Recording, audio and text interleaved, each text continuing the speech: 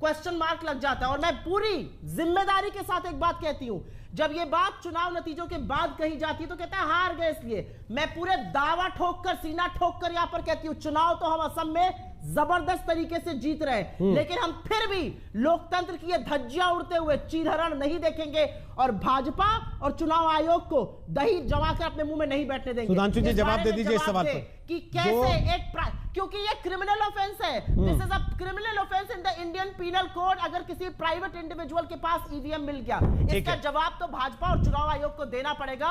इतना चीरहरण देश के लोकतंत्र का होने। सुधांशु जवाब दे रहे हैं आपकी बात का, फिर अजय आलोक आपके पास आऊंगा और रिजू दत्ता आपके पास भी। सुधांशु बोलिए फटाफट। देखिए, तकनीकी दृष्टि से जो सुप्रिया जी ने बात कही है, मैं उनकी बिल्कुल बात का समर्थन करता हूं। ये स्टैंडर्ड प्रोटोकॉल होता है, यदि किसी कारणवश गाड़ी खराब हो गई तो उन्हें वहां से फोन करके, आज के जमाने में मोबाइल फोन के द्वारा आप दूसरी सरकारी गाड़ी बुलाना चाहिए था। आप किसी भी प्राइवेट इंडिविजुअल और राजनीतिक उसके कार्यकर्ता की या किसी कैंडिडेट की गाड़ी में नहीं रख सकते। इसीलिए चुनाव आयोग ने तत्काल कार्रवाई की है और उन बूथ पर पुनर्मतदान का भी बात कही है। परंतु सुप्रिया जी ने यह बात तो कही कि आप पहले से कह रहे हैं कि आप जीतेंगे, फिर भी आप कह रहे हैं कि चुनाव निष्पक्ष नहीं हो रहा है। तो अब आप एक बात स्पष्ट कर दीजिए कि आप पक्षपाती चुनाव में जीतने जा रहे हैं। आपके आदमी की गाड़ी में ईवीएम मिली है, मानते हैं कि जा रही है तथाकथित जीत अथवा नहीं? सुधांशु जी आपके आदमी की गाड़ी में ईवीएम थी, मानते हैं कि नहीं?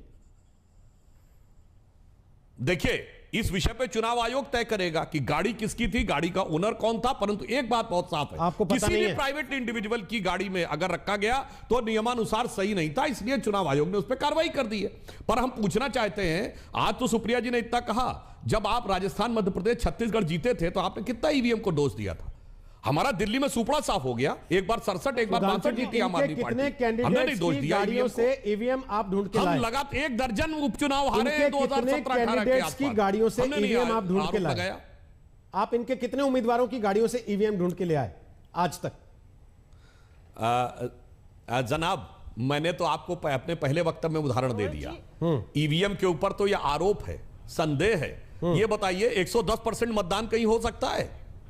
110% मतदान, मैं फिर कह रहा हूं, मार्च 1985 अमेठी विधानसभा 97% मतदान हुआ था अमेठी विधानसभा में, सुप्रिया जी। अरे भैया, और आपके तत्कालीन कैंडिडेट 1.5 लाख से जीते थे। क्या बात कर रहे हैं आप? हाँ, तो मैं इसलिए कह रहा हूं ना, मैं तो ये कह रहा हूं 110% चुनाव वाले। आपको अपना जमाना याद होगा, आज तो चुनाव आयोग ने कार्रवाई की है, वहां तो चुनाव आयोग ने सुनवाई तक नहीं की। सुप्रिया बोल रही है, एक बार कुछ सुप्रिया बोल लीजिए, फिर अजय जी आपके पास आ रहे हैं। रोहित जी, माफी चाहते हुए बोलिए सुप्रिया जी। रोहित जी, मैं सिर्फ एक बात कहना चाहती हूं और पूरी जिम्मेदारी से यह बात कहना चाहती हूं। 2021 में जब ईवीएम एक प्राइवेट कैंडिडेट, एक प्राइवेट इंडिविजुअल के पास ईवीएम मिलना इंडियन पीनल कोड में क्रिमिनल ऑफेंस है, पुलिस एक्शन उनके खिलाफ होना चाहिए। यह साफ साफ अंकित है गाइडलाइंस में। मैं सिर्फ एक बात कहती हूं, इससे यह पूरी तरह से पर्दा उठ गया है, जो विरोधाभास, जो डबल स्पीक भाजपा की होती है। और इसमें चुनाव आयोग तटस्थ नहीं रह सकता है। चुनाव आयोग आप पे पट्टी बांध के धृतराष्ट्र बनने का काम अब नहीं कर सकता है। कई बार ये वाकया आए हैं कि ईवीएम यहां मिल गई, ईवीएम फलाने जगह मिल गई, स्ट्रांग रूम में लोग मिल गए, कहीं पर माल फंक्शनिंग हो रही थी। आज मुझे ऐसा लगता है कि 2021 में मैं फिर से कहूंगी, पूरी सम्मान के साथ, पूरे जवाबदेही के साथ, मुझे ऐसा लगता है कि यह बूथ कैप्चरिंग का मामला है। और क्या होता है बूथ कैप्चरिंग? बैलेट पेपर आपके पास मिल जाए, यहां पर ईवीएम जिस पर चुनाव हुआ है वो प्राइवेट कैंडिडेट के पास मिल रही है।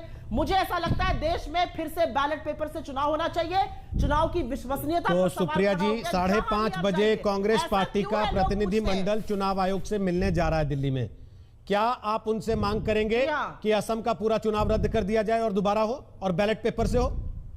मांग करेंगे उनसे? मुझे ऐसा लगता है चुनाव की विश्वसनीयता पे बहुत बड़ा सवाल है। मुझे मैं वही पूछ रहा हूं।